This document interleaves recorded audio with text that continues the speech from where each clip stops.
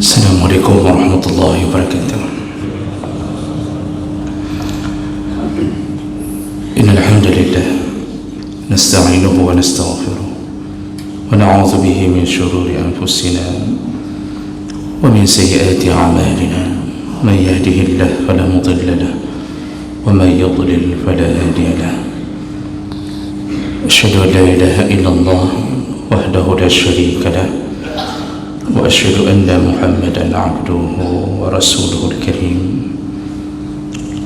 اللهم صل وسلم على نبينا المصطفى محمد وعلى آله وأصحابه أجمعين. أما بعد، رب اشرح لي صدري ويسر لي أمري واحلل عقدة من لساني يفقهوا قولي. Segala puji bagi Allah, kemudian salawat dan salam pada Rasulullah, pada keluarga dan seluruh sahabat-sahabatnya yang Allah muliakan, insyaAllah. Bapak-bapak, ibu-ibu, jamaah salat subuh, dan semoga Allah mencatat kehadiran kita semuanya, insyaAllah. Di pertemuan yang lalu kita sudah membahas di antara dosa besar adalah berkhianat dengan membocorkan rahasia strategi perang antara kaum muslimin dengan kafir. Dan ini terjadi dari masa Nabi sallallahu alaihi wasallam.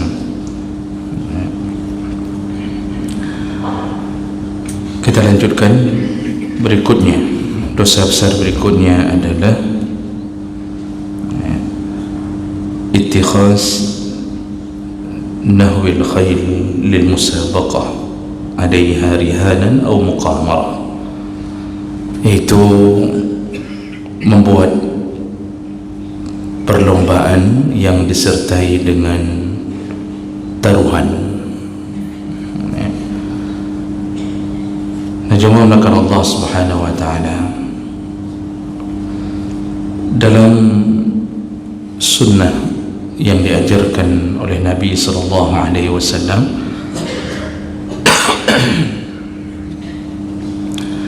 ada 3 kegiatan yang disunnahkan dan juga boleh diperlombakan berdasarkan hadis riwayat Tirmizi, Abu Daud dari Abi Hurairah radhiyallahu anhu, anna Rasulullah sallallahu alaihi wasallam qala, Rasulullah berkata, la sabaqa, tidak boleh atau tidak ada perlombaan illa fi nasal, kecuali melakukan lomba memanah, au khifun au khifin, atau lomba berkuda, au hafir, atau menunggang unta.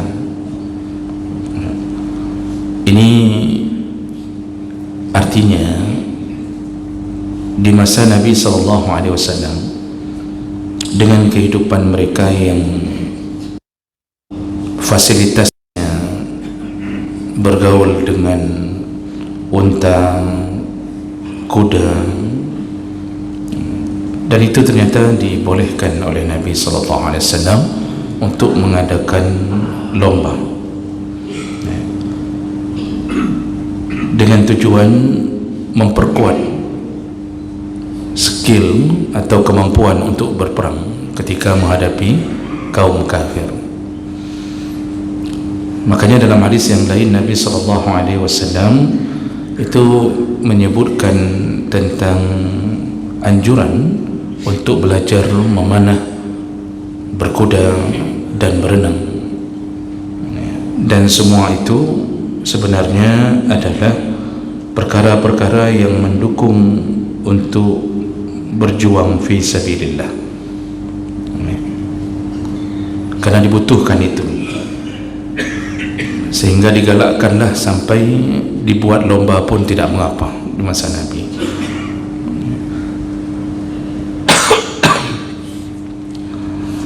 Dalam hadis yang lain Rasulullah sallallahu alaihi wasallam itu menyebutkan al-khayl salasah, berkuda itu ada 3 model kata Nabi. Fa farsun lirrahman, ada kuda yang diperuntukkan untuk Allah. Wa farsun lil insan, dan ada kuda yang diperuntukkan untuk manusia. Wa farsun lisyaitan, dan ada kuda yang diperuntukkan untuk syaitan. Fa amma farsur rahman fama ittakhaza fi sabilillah wa qatala alaihi a'da Allah. Yang disebut dengan kuda yang diperuntukkan untuk Allah adalah kuda yang digunakan fi sabilillah, lalu dia berjuang menegakkan agama Allah dengan kuda tersebut, membunuh musuh-musuh Allah dengan bantuan kuda tersebut, maka kuda itu menjadikan pahala untuknya, maka disebutlah kuda untuk Allah Subhanahu wa taala. Wa amma farsul insan famastabtana ay aulada wa hamala alaih, sedangkan kuda yang hanya diperuntukkan untuk manusia, yaitu yang dia menggunakannya untuk selain fi sabilillah, artinya dia juga mendapatkan anak dari kuda itu untuk dikembangbiakkan, maka kuda itu hanya untuk peruntukan manusia. Wa amma farsu syaitan, sedangkan kuda yang diperuntukkan untuk syaitan, fama ruhina wa qumira alaihi, yaitu kuda yang dijadikan sebagai alat untuk berlomba dan bertaruh. Nah, ini hadis riwayat Ahmad dengan derajat yang sahih. Nah, jemaah melakukan Allah Subhanahu wa taala, makanya Rasulullah mengingatkan bahawa di antara kegiatan yang dianjurkan pun dari dulu, tidak boleh digunakan fasilitas itu untuk dijadikan sebagai taruhan atau media untuk berjudi. Kegiatan berkuda, memanah, berenang itu tentu disesuaikan dengan zaman. Nabi menyuruh itu karena itu fasilitas di masa itu. Tentu yang dimaknai sekarang dengan berkuda adalah kemampuan untuk mengendarai alat-alat yang bisa digunakan untuk perang. Otomatis bisa membawa mobil apabila dalam keadaan fi sabilillah, membawa rio, atau bahkan bisa membawa tank. Itu perlu dipelajari. Ya, tentu karena keadaan kita bukan negara yang wajib militer, maka kita tidak mendapatkan pendidikan itu. Di negara-negara tertentu itu ada masa-masa itu diwajibkan militer.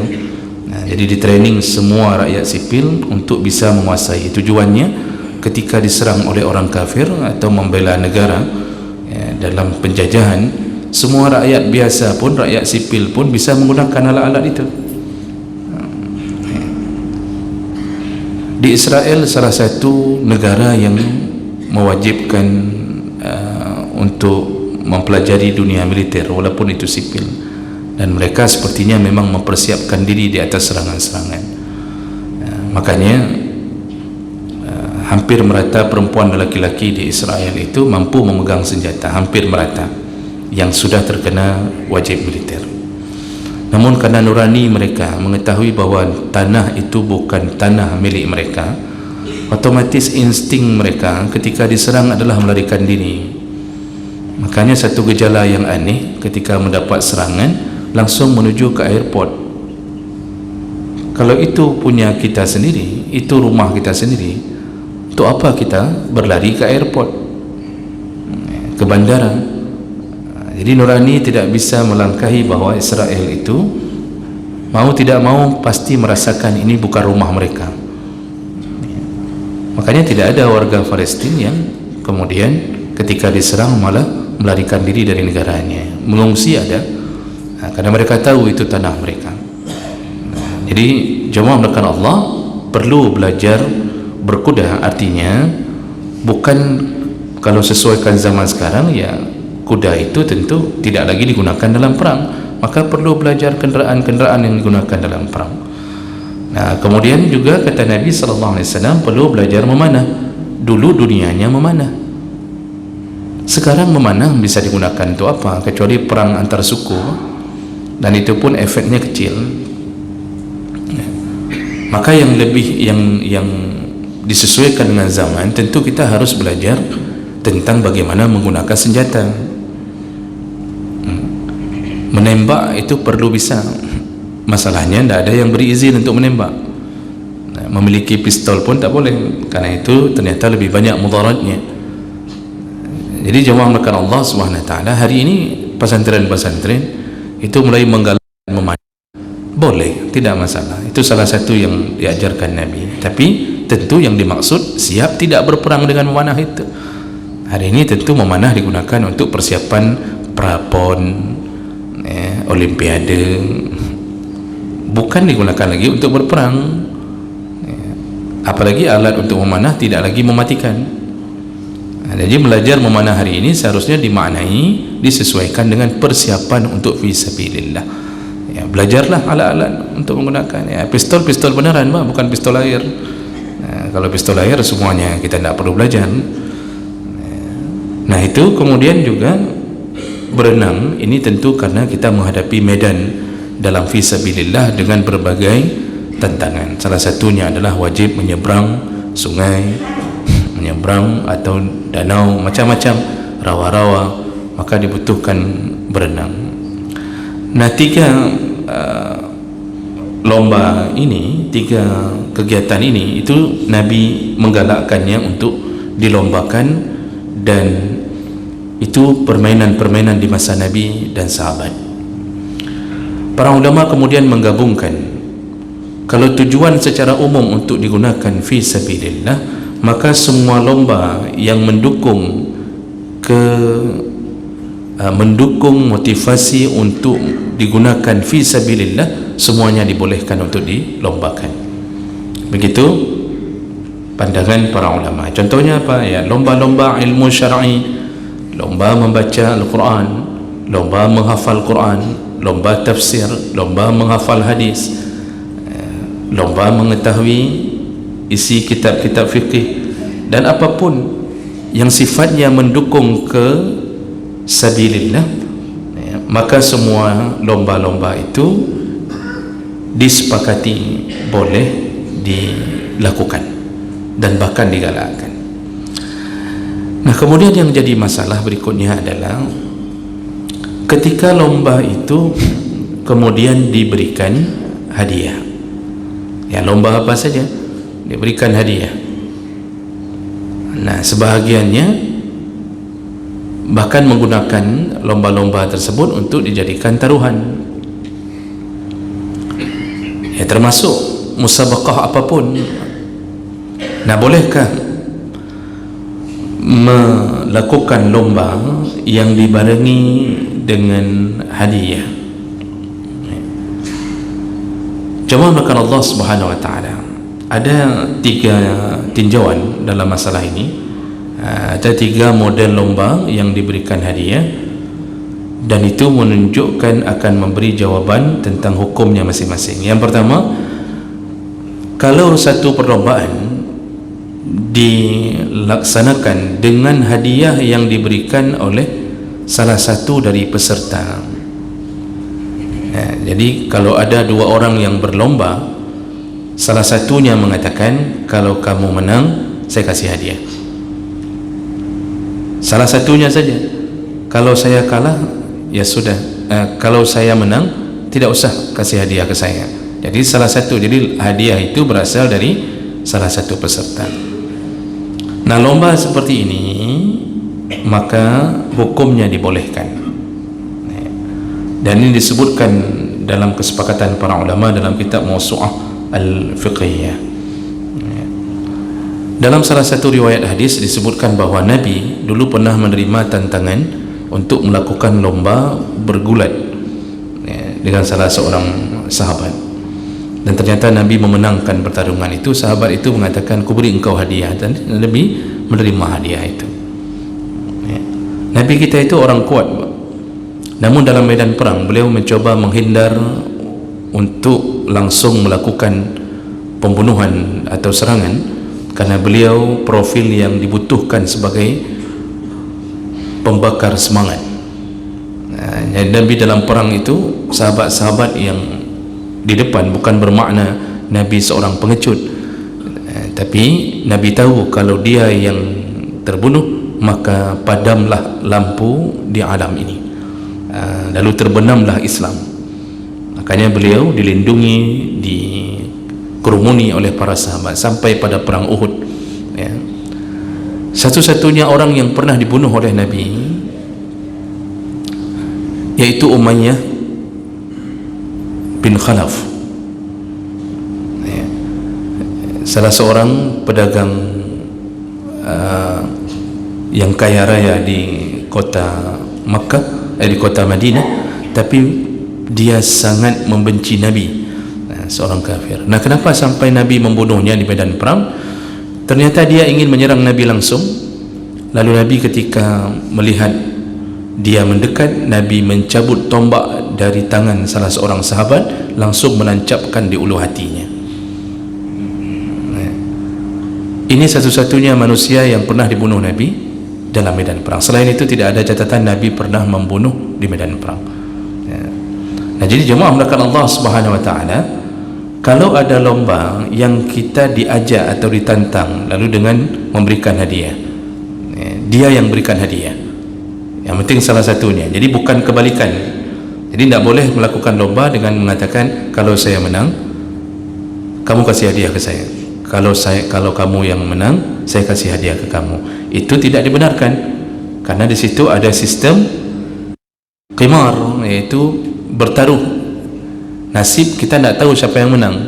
Tapi kalau ini berbeda, salah satunya saja yang menjanjikan hadiah, maka itu dibolehkan, tidak mengapa. Dan ini bisa juga berlaku pada hukum salah satu yang menjanjikan hadiah tapi yang mengikutnya peserta banyak.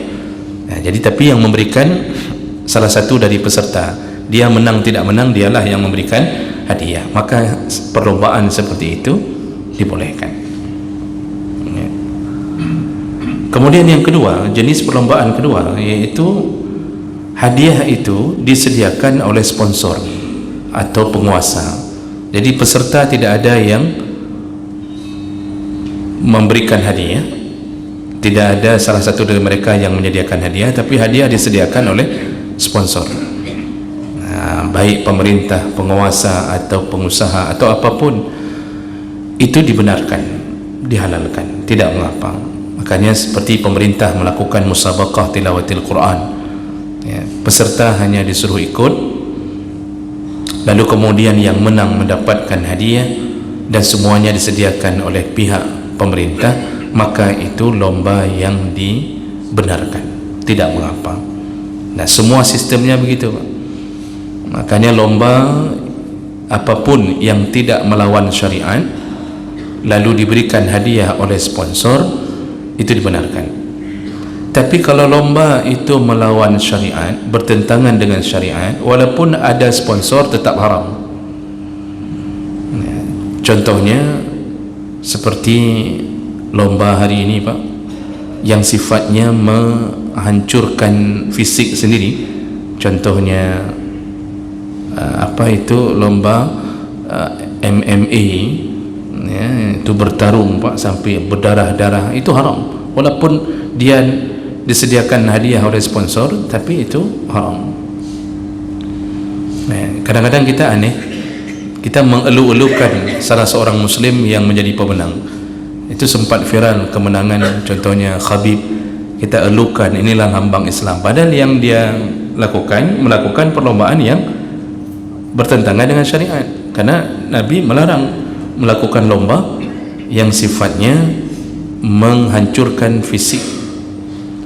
Di Rusia hari ini berkembang lomba menampar. Jadi saling tampar, sediakan hadiah besar. Sekali tampar, itu bisa membuat jaringan-jaringan yang berada di muka itu hancur.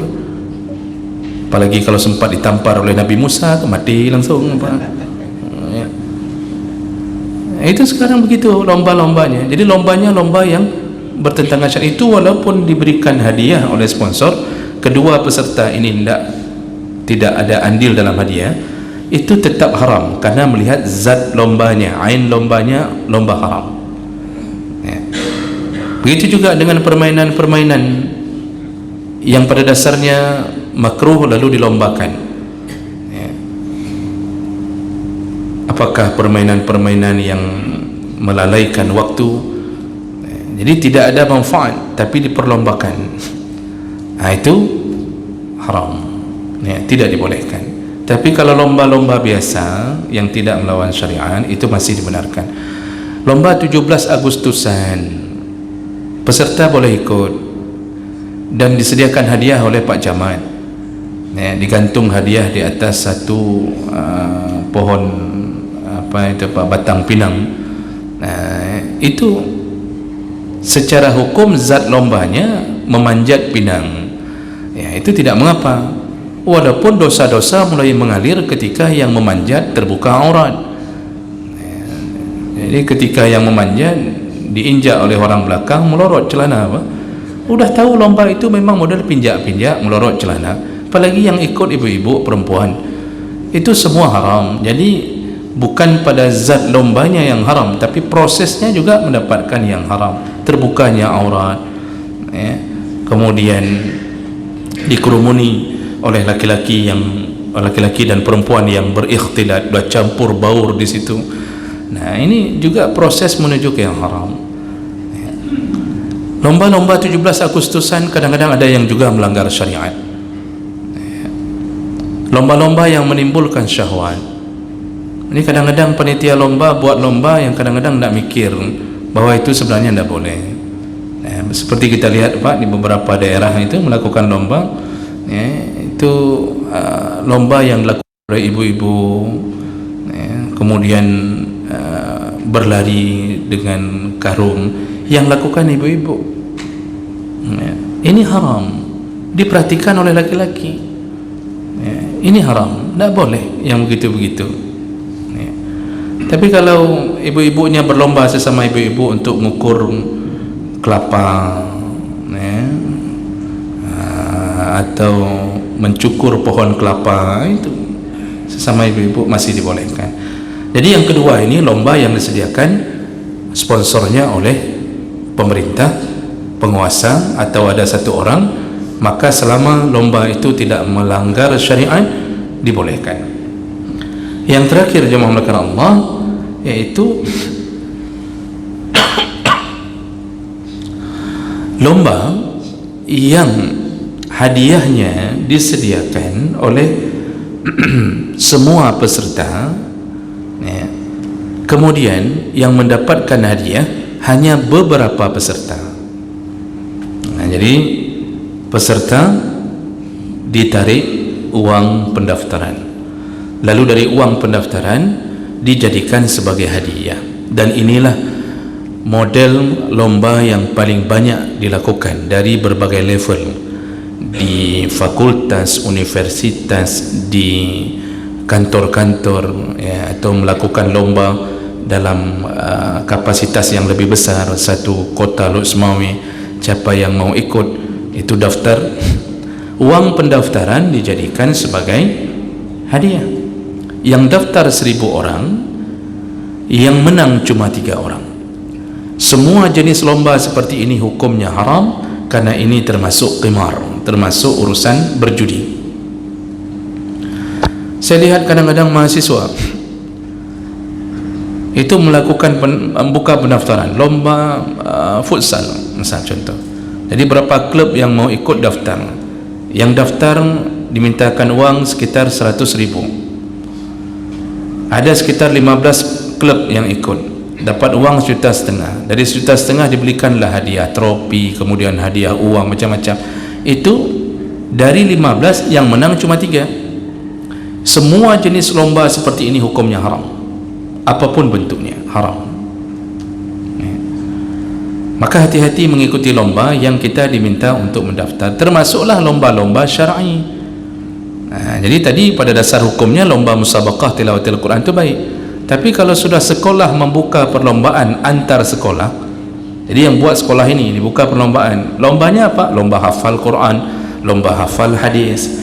Tapi setiap sekolah diminta uang pendaftaran, dan uang pendaftaran itu dalam tanda kutip itu dijadikan hadiah. Jadi panitia tidak ada sponsor, tidak ada modal, dijadikanlah hadiah. Walaupun itu lomba hafal Quran, hafal Qurannya baik, tapi mereka telah mencampurkannya dengan yang batil, maka hukumnya haram, dan hadiah itu haram ketika dimakan menjadi makanan yang haram. Makanya tidak boleh melakukan hal seperti itu. Para ulama kemudian memberi kata batasan. Berbeda kalau uang pendaftaran tidak dijadikan hadiah, tapi dijadikan sebagai kelengkapan ADM yang dipulangkan kembali kepada pendaftar. Contoh, kita mengikuti lomba fun bike atau fun biker, semua ikut, satu kota ikut Pak, 1000 orang ikut. Lalu kemudian hadiah sudah ada sponsor, wali kota menyediakan kulkas yang satu pintu, yang dua pintu tidak disediakan, padahal satu pintu esnya tidak bisa dicabut. Lalu ada sepeda, ada ini, ada itu, kipas angin, macam-macam Pak. Yang ikut 1000 orang, diminta setiap peserta daftar Rp5.000, untuk mendaftar Rp5.000. Dan setelah daftar Rp5.000, mereka mendapatkan bed, lalu kemudian mereka dapatkan baju kaos sebagai peserta, dengan Rp5.000 digunakan untuk fotokopi ini, untuk ADM ini, ADM itu. Dan artinya kita mendapatkan kembali. Sebelum terjadinya perlombaan, para ulama mengatakan dibolehkan selama uang itu tidak dijadikan sebagai hadiah. Jadi pendaftaran hanya sekedar untuk membuat terlaksananya administrasi, itu masih dibolehkan. Maka berhati-hatilah kalau ingin melakukan lomba. Kadang-kadang kita lupa bahwa apa yang kita lakukan menjadi salah satu daripada jurang-jurang menuju kepada dosa. Jadi jangan biasakan buat-buat acara-acara yang ada lomba yang kita kutip dari uang-uang pendaftaran, karena semua itu sandarannya adalah judi, Pak. Dan kita di situ juga masuk gharar. Kita tidak tahu apakah kita pemenang, apakah modal kita balik atau kita rugi. Jadi yang kumpul 100 orang, yang menang 3 orang, 97 orang berharap bisa menang, mendapatkan kembali lebih besar, ternyata rugi. Berharap untung, ternyata buntung. Maka semua sistem apapun yang sifatnya ada gharar, ketidakjelasan, itu haram. Sebagai penutup, contoh terakhir yang paling banyak lakukan, orang kadang-kadang melakukan bentuknya loteri. Loteri itu masuk gharar. Kita tidak tahu ini kita menang atau tidak. Setelah keluarkan modal, kita tidak tahu apakah kembali atau tidak, untung atau buntung seperti kita sebutkan tadi. Maka model-model apapun loteri itu haram. Dulu kita kecil Pak, sebelum kita sadar dan sebelum kita tahu, dulu kita model dijual balon. Jadi balon itu harganya berapa dulu itu, masa kecil-kecil kita Pak, tahun-tahun 70-an 80-an itu balon. Tapi nanti di balik kertas balon itu ada nomor. Siapa yang beruntung dapat nomor, lalu ada hadiahnya. Semua anak-anak SD beli. Ada yang beli 10 tidak dapat nomor itu, kosong semuanya. Ada yang baru beli 1 langsung dapat, karena sudah beli lagi sampai 10 kali lagi, rupanya tidak dapat lagi. Mereka menghabiskan dagangannya dengan bentuk loteri. Apa hukumnya? Haram. Itu gharar, tidak jelas. Itu haram. Maka jangan berdagang lagi seperti itu. Ada model yang kolam memancing, masuk 100.000 1 jam. Kolam pancing masuk 100.000 1 jam. Berarti kita antara menang dan tidak. Kalau kita menang 100.000 itu, kita bisa sikat semua ikan di dalam kolam itu, karena kita pintar memancing. Habis ikannya Pak, berarti pengusahanya, pemilik kolam kalah. Kalau kita bisa terjadi sebaliknya, kita yang kalah, 1 jam tidak dapat apa-apa Pak. Yang gigit cuma 1 ikan, itu pun ikan sunya. ikan tungi obeti, ikan tungi 100,000 di pasar kita bisa beli ikan macam-macam, bisa dapat bisa 2 kilo dapat ikan, gara-gara ikut lomba itu, ikut masuk mancing di situ, akhirnya cuma dapat ikan sunyi satu, 100,000 habis semua. 1 jam sudah selesai, ditutup, tak boleh lagi pak, sudah selesai 1 jam, berarti kita kalah. Apa hukumnya? Haram. Mengikuti hal seperti itu haram. Kenapa? Unsurnya gharar, ketidakjelasan sebab dan akibat. Makanya jangan dibiasakan. Itu yang model-model anak-anak mancing hadiah, mancing boneka di dalam apa itu, yang penjual-penjual yang ada boneka di dalam itu, lalu masukkan uang, pancing ke dalam, antara cupit itu, cupit apa capit itu pak, mencapit boneka, itu juga haram ya. Udah kasih uang tak jelas bisa dapat atau tidak. Nah, jadi berhati-hatilah ya, banyak tipu-tipu daya dari syaitan yang telah kita lakukan. Demikian, mudah-mudahan bermanfaat. Subhanakallahumma bihamdik, asyhadu an la ilaha illa anta, astaghfiruka wa atubu ilaik. Wassalamualaikum warahmatullahi wabarakatuh.